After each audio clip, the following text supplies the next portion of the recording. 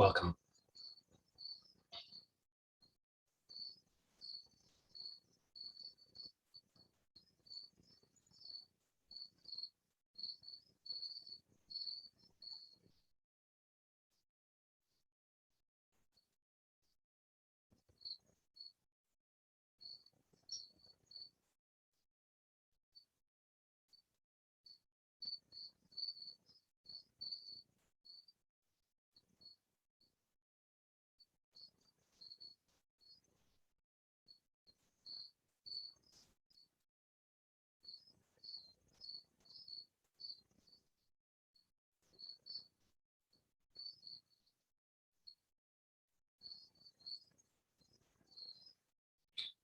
Okay, so let's begin for just a few moments. Let's just have the experience of being quiet, and that's all I'll say on that for now. So we'll just take a few moments.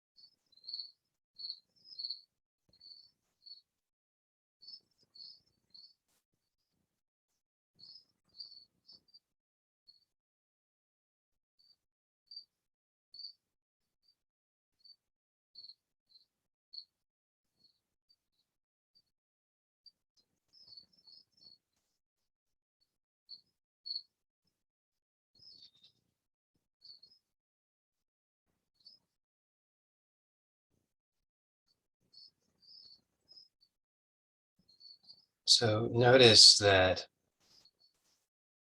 whatever your experience is, so you may have a experience that you like. Maybe your mind becomes very silent and you just experience a very profound rest that's quite enjoyable. Or maybe you perceive that you're tortured by thoughts, desires, discomfort, anxiety,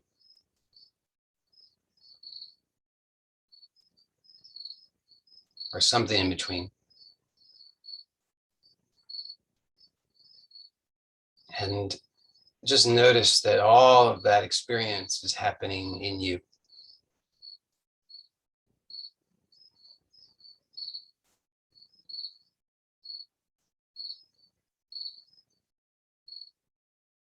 So all of the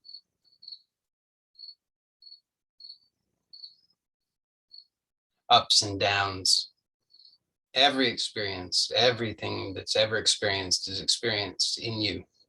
It's not a separate experience. It's experienced by you, as you.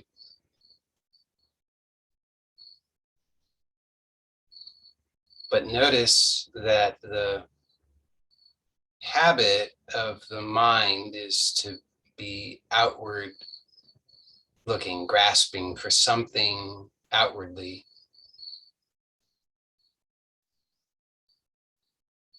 So it looks for something to blame or something to aspire to, something external that it can get, whether that's material things or things that are subtler. So it could be that the mind says, I need to have money, I need to have power, I need to have respect, I need to have love, I need to have adoration, I need to accumulate these things.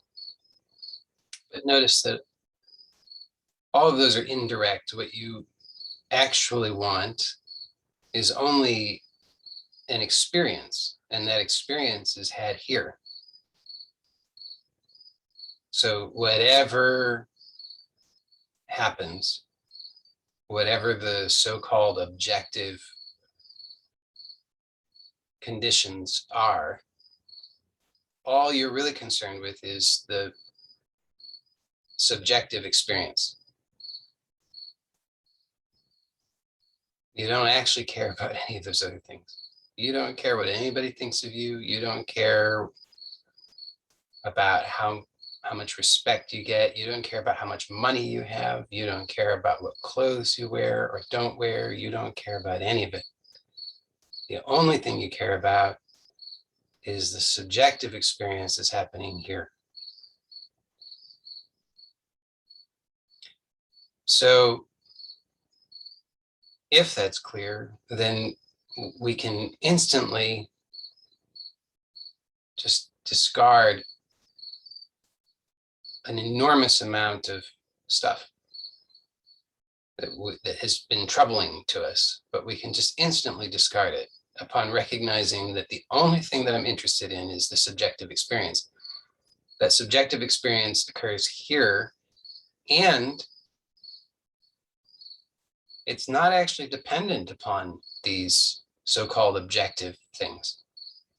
So we think that it is, but you think somebody thinks that winning the lottery will make them happy, but statistically, winning the lottery makes people very unhappy. It doesn't do either. It can't make a person happy or unhappy, but the point is that the expectation may be winning the lottery will make me happy, but then winning the lottery statistically just enables a person to continue to repeat their same destructive habits at a larger scale, which ultimately leads to a despair, and thus the person is confronted with the unhappiness that was already there. So these objective things are not the causes of our experience. The experience is, if it has a cause, which we could certainly deconstruct, but let's just say because it's our normal experience or mundane experience, it's the starting point for us to have to perceive that there are causes for our experience. So let's just say that there is a cause, but that cause is not external, that cause is internal.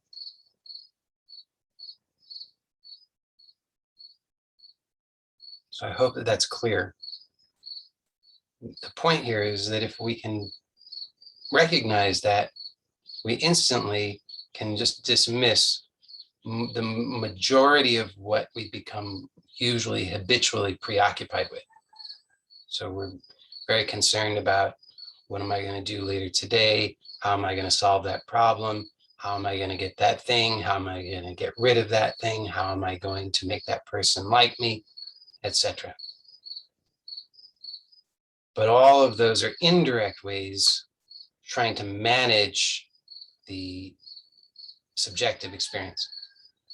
And all of it is terribly ineffective. So when we recognize that, we can just discard all of that. And at least for the time being, at least for right now, we can recognize that certainly for the next 45 minutes or so, we don't need to give any attention to any of that. So now we can just bring the attention to the subjective experience, meaning just your own experience, your inner experience, how you feel.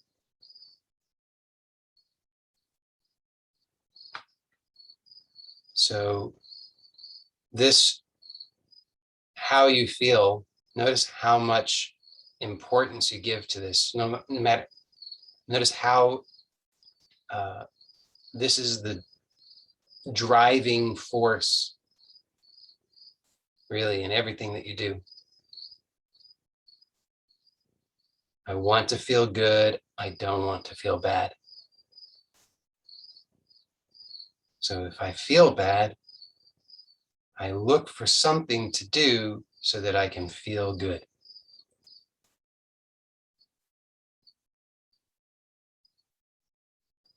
So it's like we're in a boat in the ocean, in the middle of the ocean. It's stormy and we're just thrown about by these waves of good, bad, good, bad, good, bad. And that seems to dictate everything.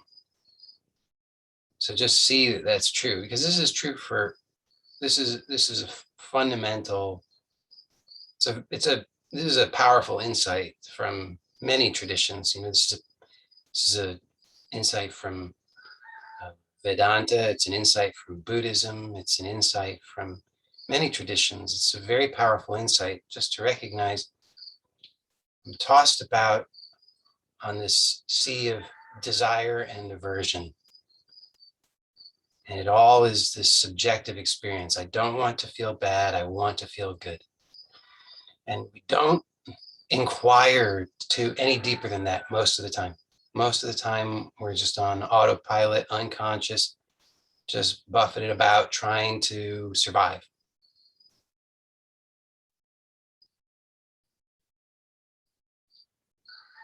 Always in the background, even if we think I'm feeling good, isn't this great? In the background, I hope that I don't feel bad. I hope that I don't ever have to feel bad again, but you will. So you can't really enjoy feeling good because you're afraid that you might feel bad. And rightly so, because you will. So the deeper inquiry is to, and the more fruitful inquiry is to explore what even is this experience? And who is this experience occurring to? And who am I? So just notice right now your own subjective experience, how you feel. So this isn't about what you think about what you feel, although that's a layer that we may have to look at. So you may have thoughts about it. If you think that it's good, that's a thought. And if you think it's bad, that's a thought. But see if you can just notice just the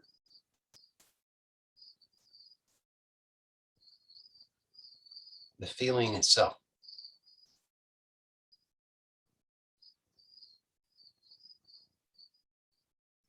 And then notice how what your posture, what your relationship, what your attitude toward this feeling is. It's much more important than the thought. So just notice the felt sense. So there's this experience, and then there's a relationship with it. There's a posture. And you can notice, we could just sort of simplify that posture to either I'm open, relaxed, or I'm armored and tense.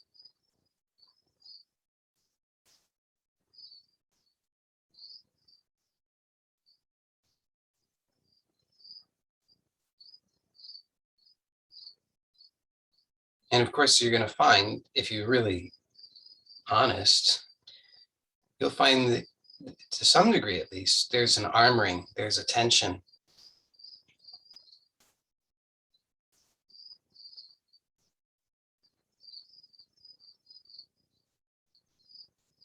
So just notice that. And you can do this with eyes open. Doing it with eyes open, in some sense, is a little bit more advanced. So if it's more comfortable for you or easier for you, you are welcome to close your eyes. And being really honest about your what's true for you is good, because this is only for you. You don't have to impress anybody. And not giving out grades, so you won't be judged badly if you just are honest about what you need.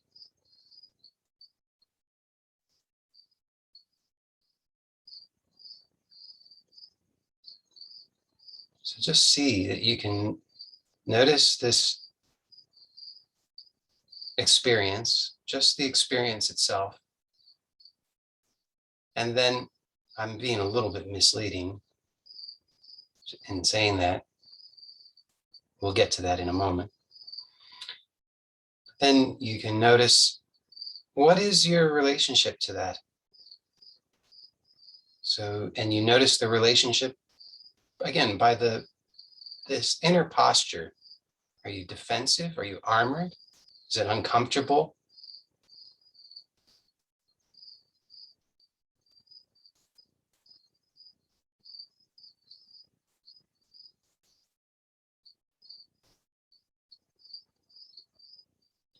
Okay, so now we can look at,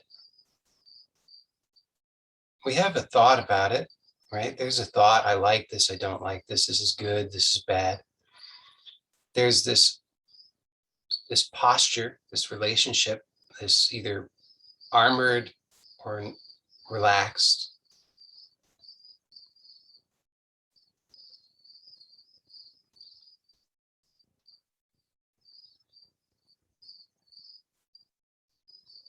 And what else allows you to know that you're having this experience?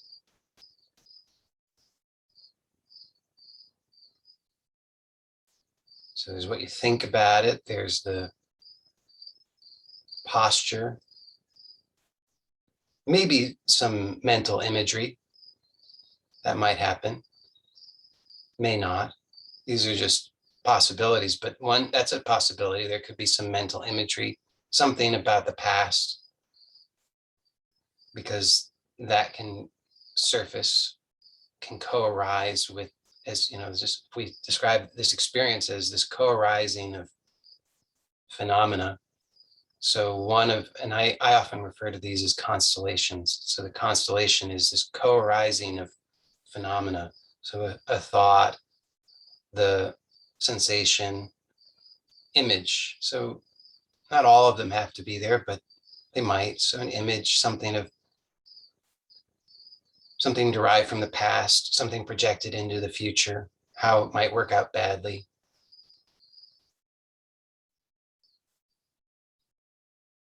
Or how it will work out well, depends on how you are perceiving the experience. So now we've got these components. Okay, so we could say the thought, talk about the posture. I'll just reduce that to say a sensation. And then the mental image. So apart from these, what else is there of this so-called experience?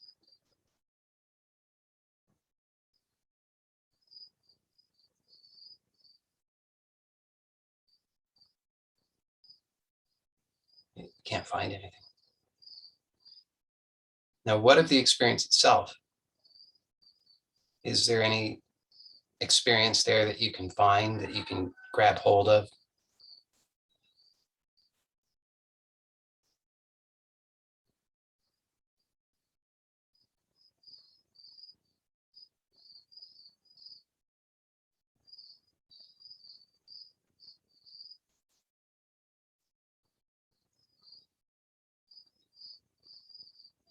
So there's actually no experience as such. There's no thing called an experience. What what we can say there is this co-arising of phenomena that are perceived. So the thought, sensation, and mental image. Now, here's the thing about all of these. So whatever it is, let's take something that can be very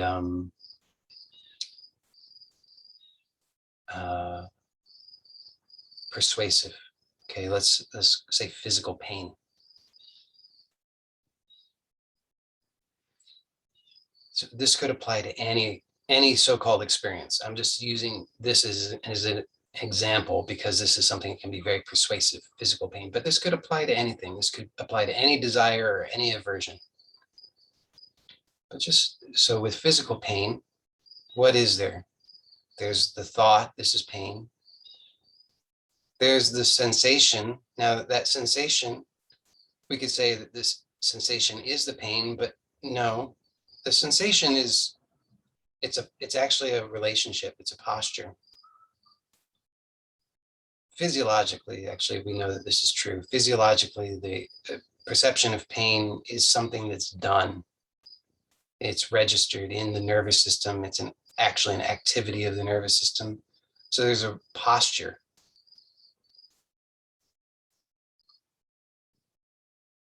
So when I say sensation, we could also call that an action. It just depends how you seeing it from two different sides. We could say sensation or action or one. And so the sensation or action, and then a mental image. The mental image might be something from the past of when I've been in pain before. It could be a mental image of something really scary, something that I find to be scary, like an image of broken bones or blood or a bad wound or tearing or ripping or pinching. All these kinds of images could occur, or it could be an image projected into the future, how this is going to affect me badly.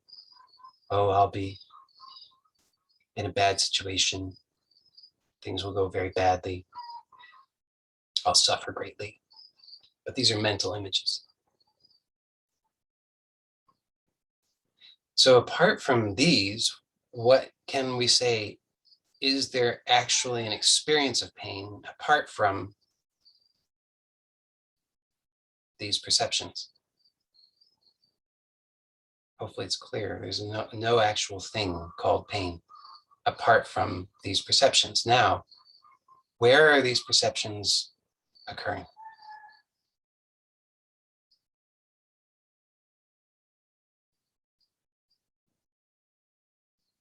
So we could answer that question in a lot of ways, but just look to your actual experience.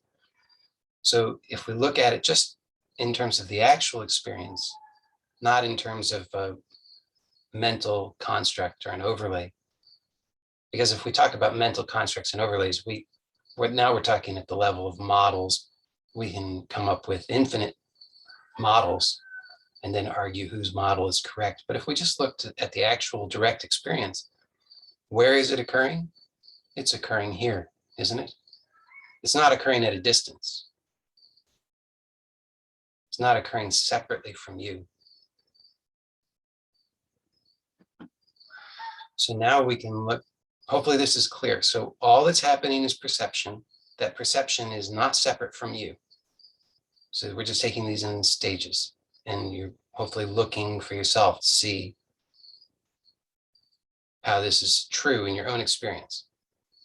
Because none of this is useful if I'm just saying words. Words are not helpful. All this is meant to point you to inquire directly right now for yourself and see. And notice that all of the only challenge really that can arise in this inquiry is if you still are in the habit of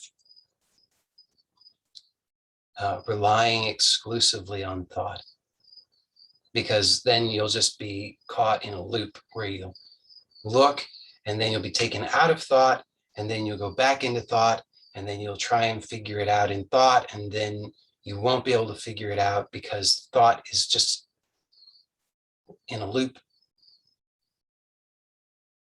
And so it will just spin around like that. But notice that the seeing itself, the actual observation, is prior to thought. You're aware of thought.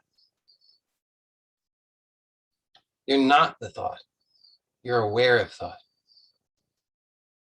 And all of this perception is actually prior to thought. So you can just allow yourself just to rest prior to thought. That doesn't mean thought has to stop. Thought can occur, but you can just notice that you're aware of that and you don't have to focus on it. So now we're looking to see, so just to repeat, okay, so we've noticed that all is happening. Well, let's take it all the way from the beginning, okay?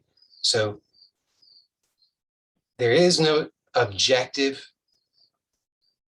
reality, at least that we care about, because all we care about is the subjective experience. So long as you're content with your experience, you don't care whatsoever about what's happening objectively. You only care about your subjective experience. That's step one. Step two is to look to see what is the nature of the subjective experience. So the nature of this objective experience is that it consists of perception alone. There's no thing called the experience. There's only perception. Then the next step is to recognize that all of that perception is happening right here, not at a distance. I am the perceiver. It is my perception, and this perception is occurring in consciousness. So now we want to look at, well, who is this one who's conscious, who is perceiving? So here we get tripped up because we fall back on an idea, a concept, an image of ourselves. So we're just in the habit, that's all it is, we're just in the habit of believing that we are something that we can know. So now let's take a look at that and see, who am I really? Because so long as we get stuck in believing I am something that I know, well, that's something that we know we're unhappy with.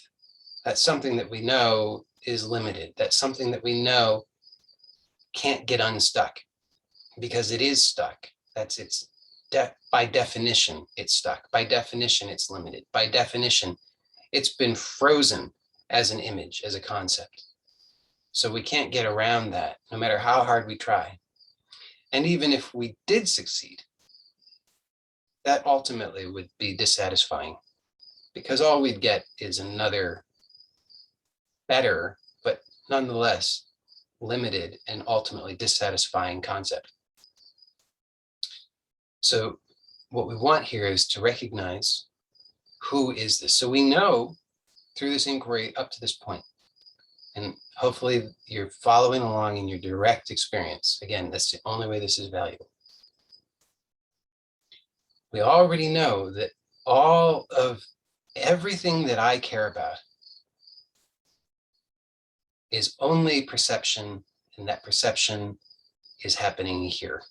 It's not external. That perception, I am the perceiver. So now we want to know, Who is this perceiver? Of course, the perceiver, you say, well, I'm the perceiver, obviously, right? We have to start there and recognize I'm the perceiver. It's not somebody else. I am the perceiver. So what is the nature of this perceiver that I am?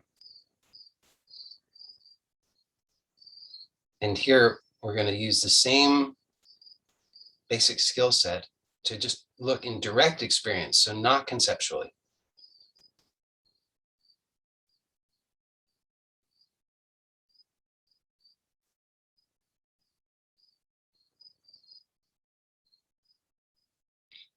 By the way, to the degree that you can, it will be helpful just to relax. You might recall that the posture of the so-called experience comes down to some kind of tension, some kind of armory. Even if it's something that we say, I like this, this is good.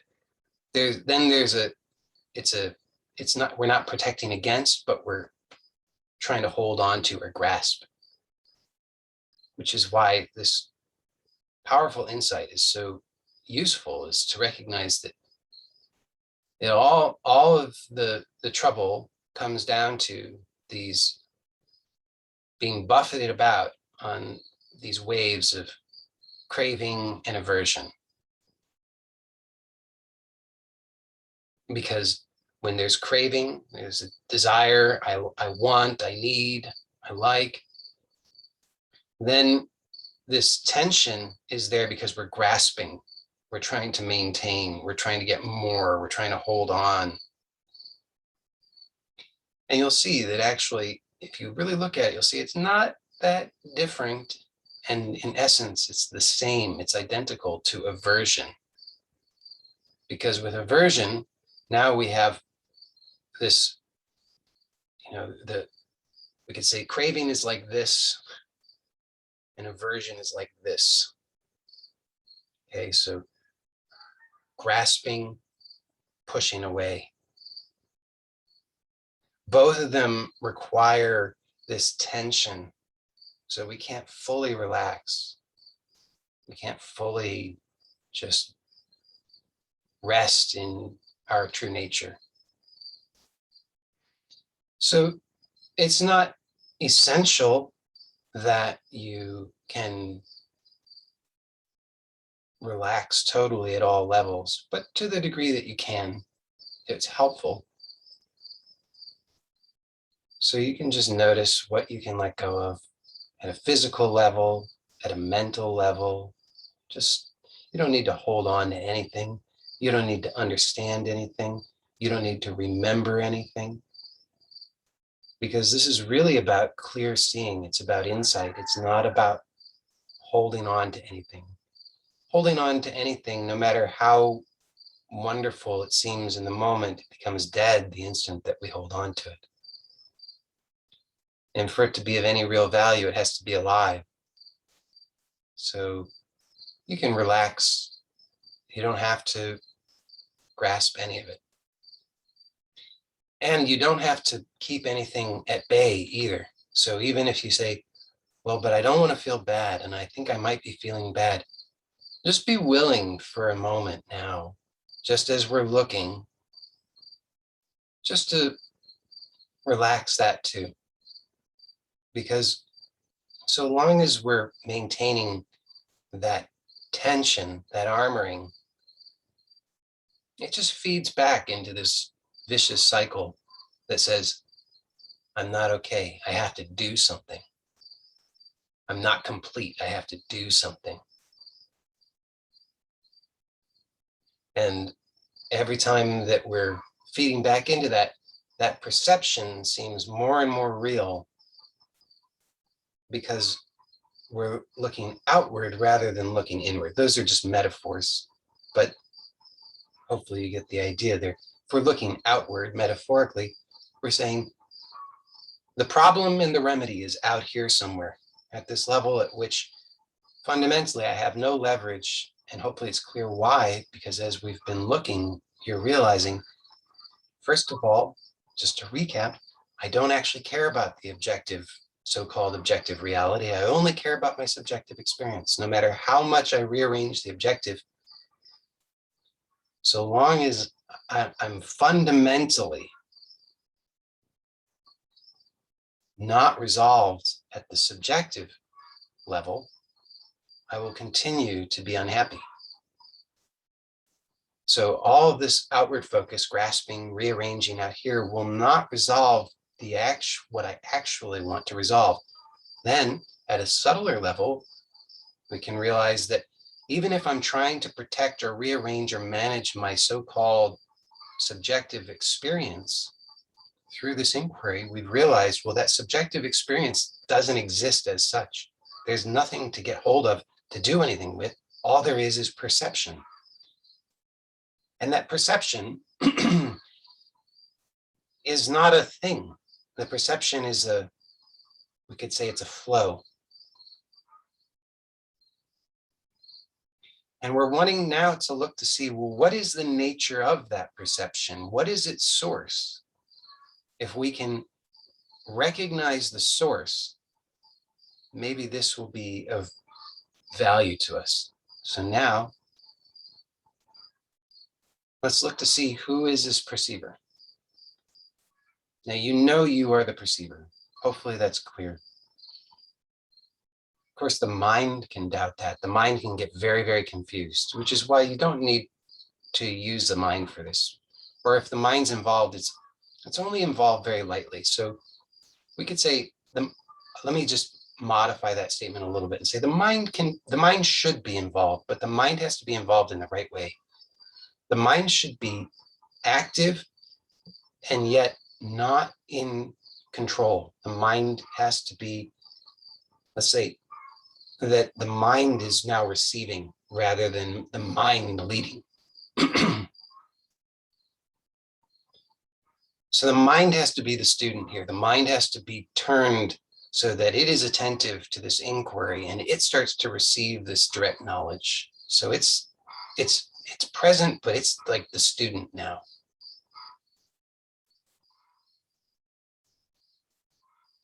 So we don't need to concern ourselves with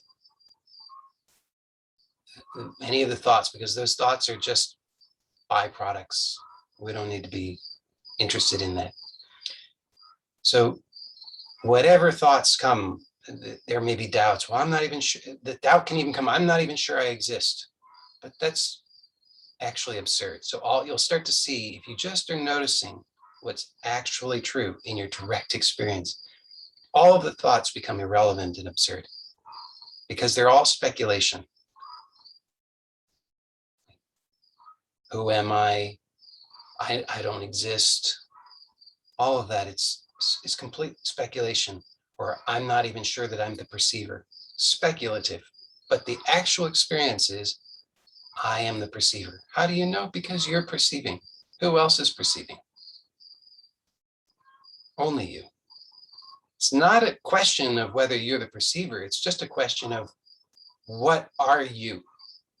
We can have the name perceiver, but what is that is the perceiver? You know it's you, but what is its nature?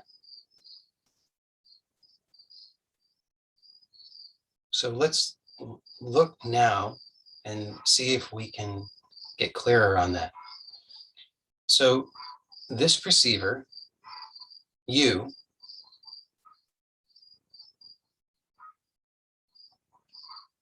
look to see that this is so. You, as long as you can remember, you have been you.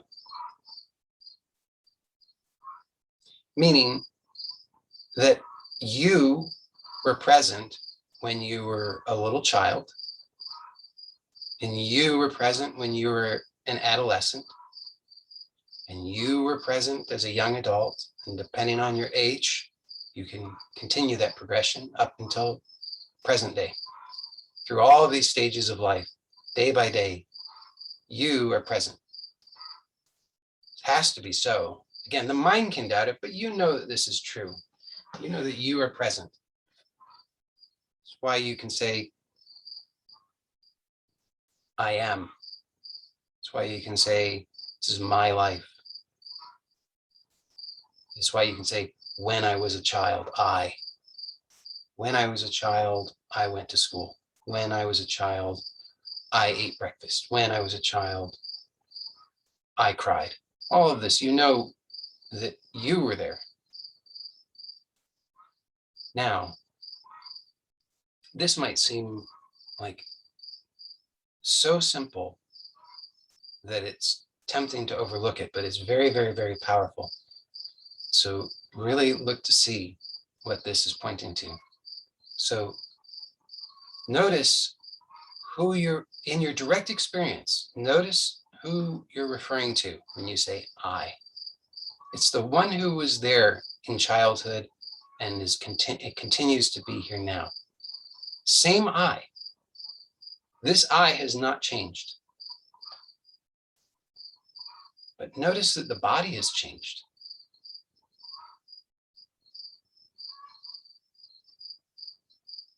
Notice that the mind has changed.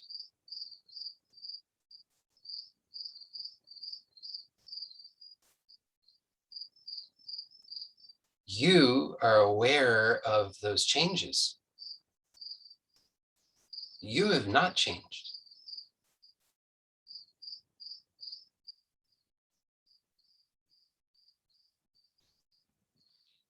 Now, either this clicks right away or it doesn't. So if it clicks right away, nothing more needs to be said. So if it's clicked, you don't even need to concern yourself with anything else I can say. But if it hasn't yet clicked, then let's address some of the doubts. So the doubt that will come up has something to do with, again, fundamentally, you're referring to an idea of yourself. And then you're comparing that and you're saying it doesn't match up. So how could that be? I know that I'm this person, you say. And yes, I can see that I'm this one who is present and who is aware of all of these changes, aware of the body through its changes, aware of the mind and its changes. And I see that the body and mind are transient. I see that there's nothing constant there. And I see that I am constant, but then we revert right away back to, but how could that be that I, who am this body and mind, could be that which is aware of the body and mind? So this is where we have to see that habit and be willing just to discard it. See that it's a habit of mind. So mind is reasserting itself.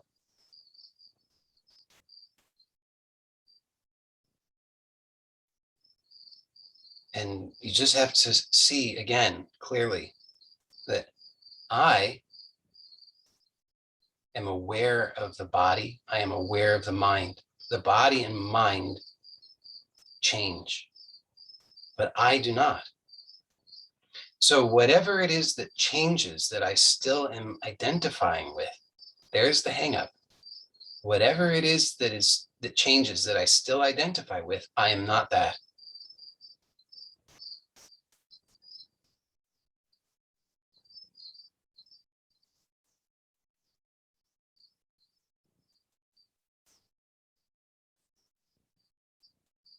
So now we'll come back to that in just a moment. But before we return to that, I want to point something else out.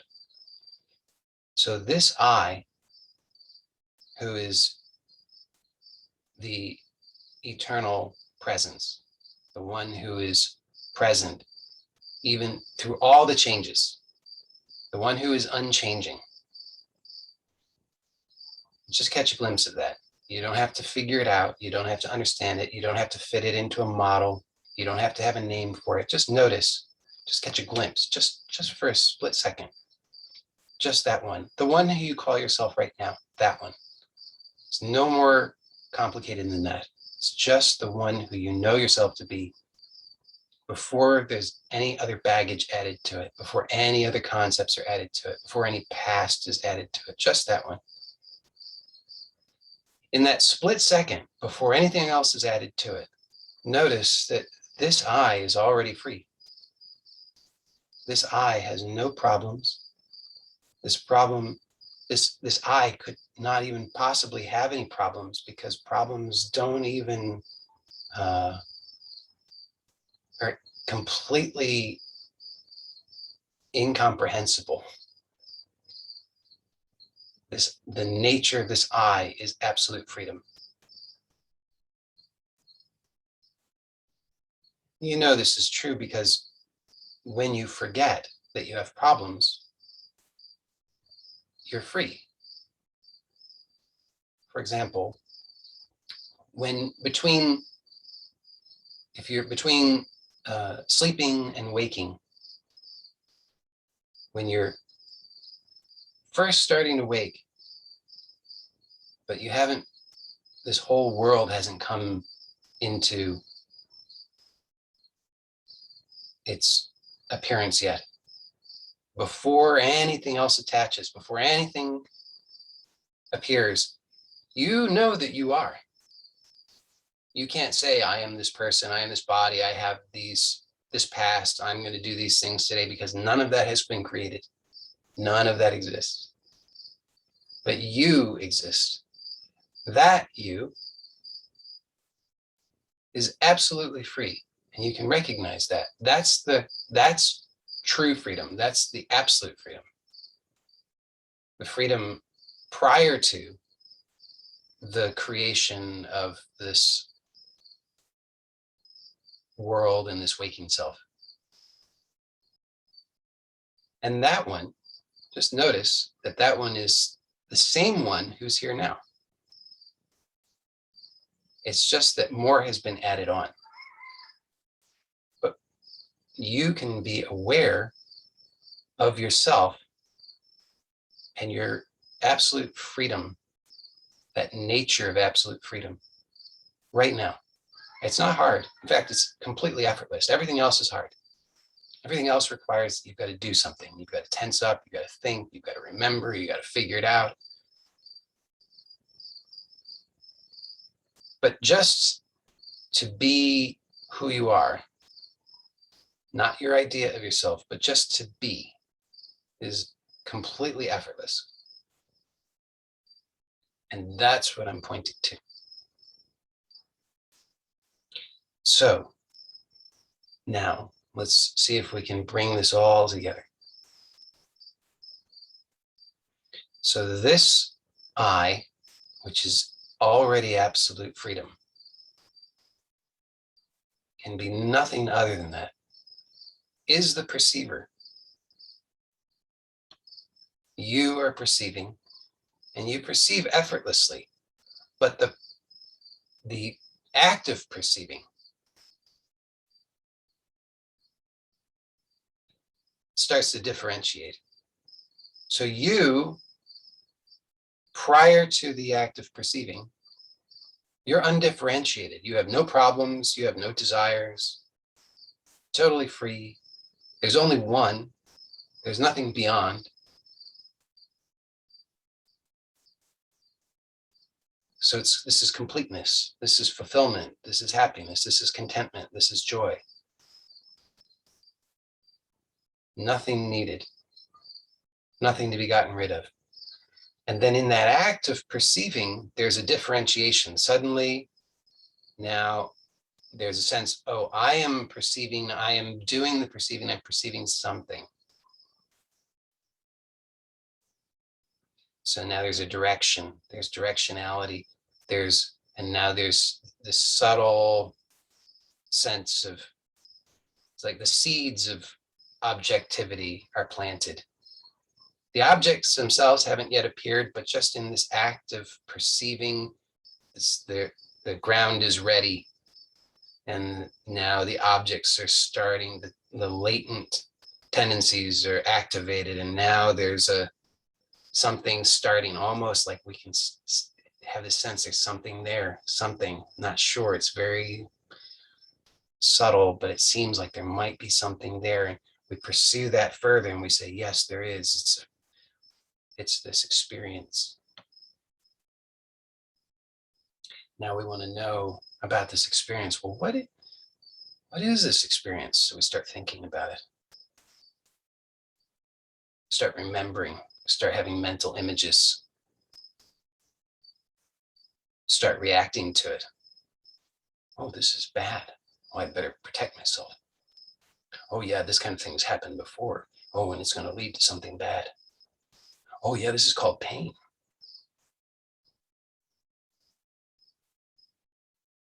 Oh, no, what am I going to do?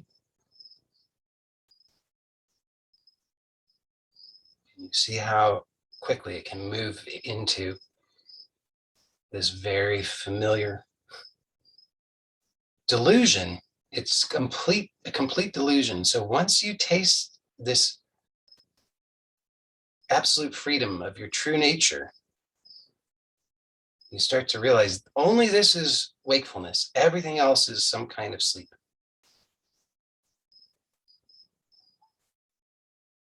Only this, which you are, is wakefulness.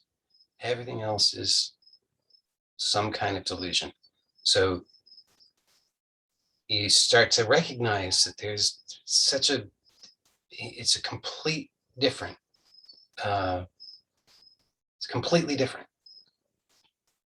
diametrically opposed. Here is unbound, there is bound.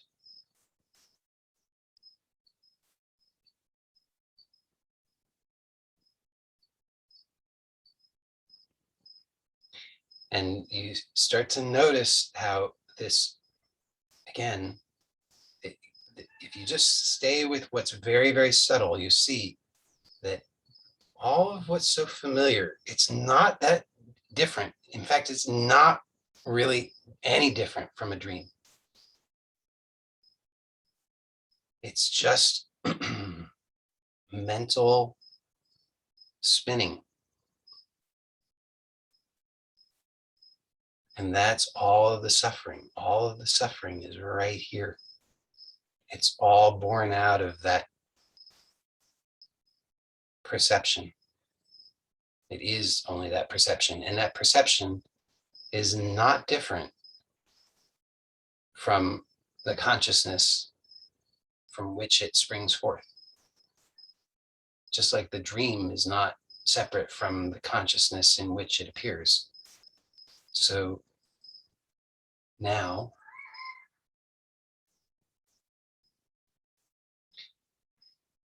either this is totally clear to you, in which case, wonderful, or there are doubts. And if there are doubts, we can address them in the Q&A that follows momentarily, but I'll just address one common doubt first.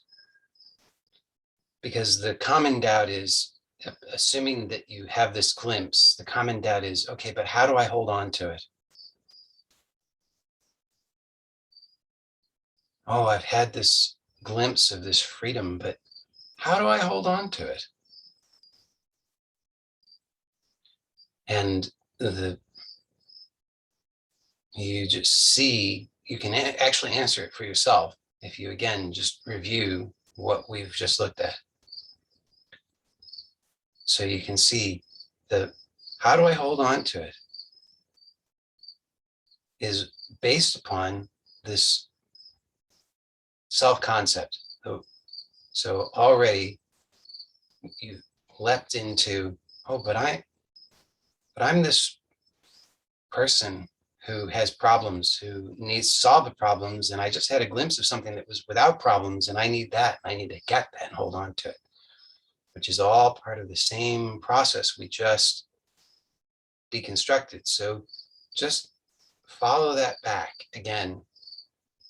Maybe you can do it quickly, but I'll just briefly lead you through it. So you notice here's this doubt. The doubt, there's a grasping. You have to grasp at the doubt, and then the doubt raises this concern. So there's a fear, now there's an aversion. So now there's grasping the doubt and there's pushing away the aversion. So you're tense. Your head is tense. Your breathing is erratic. So let the head relax. Let the breath relax. And then just notice, if you just lightly, gently let it come back to notice who is witnessing this. And it's so simple. I am. You know that. There's no one else. It's I am. So now it's only to clarify, who is this? And all that you'll just watch and see, all that's happening is, you know that you are that witness. You know that that witness is witness to the thoughts, witness to the images, witness to the sensations, witness to the actions, witness to all of the gross level and subtle level objects. This witness is unchanging. This witness has no problems. You are this. So just notice that. If you just let go for one instant, then this is clear. You can let go of everything else, but this you cannot let go of, because this you are. And as soon as you let go of everything else, this that you are is revealed as that which you have been seeking. It is already free. But the habit of now trying to understand it, trying to get it, trying to figure it out, reasserts itself. So then the doubts arise. But the doubts actually, if you follow the doubt back, or just allow the doubt to resolve itself by not getting involved, the doubt comes of its own accord and then it dissipates. Just allow that, and you'll notice that it rises and falls into the same awareness that you are. And that it is nothing other than that. So even the notion that I have to stop that falls away, because it's clear nobody needs to stop it. It can't harm anybody. All of this this whole creation is appearing in consciousness, and I am that. Okay. So we will leave it at that for the formal inquiry today. And I will, for those who are here live, we'll stay on for the Q&A. So let me, I'm going to end this recording for, I think there's at least one, maybe a few new people. I will answer that in just a moment when we switch over to the Q&A. For those, anybody who's new, just when I end the recording, there's an announcement from Zoom. So it can be a little loud, so just be prepared so it's not startling. So I'm going to do that now.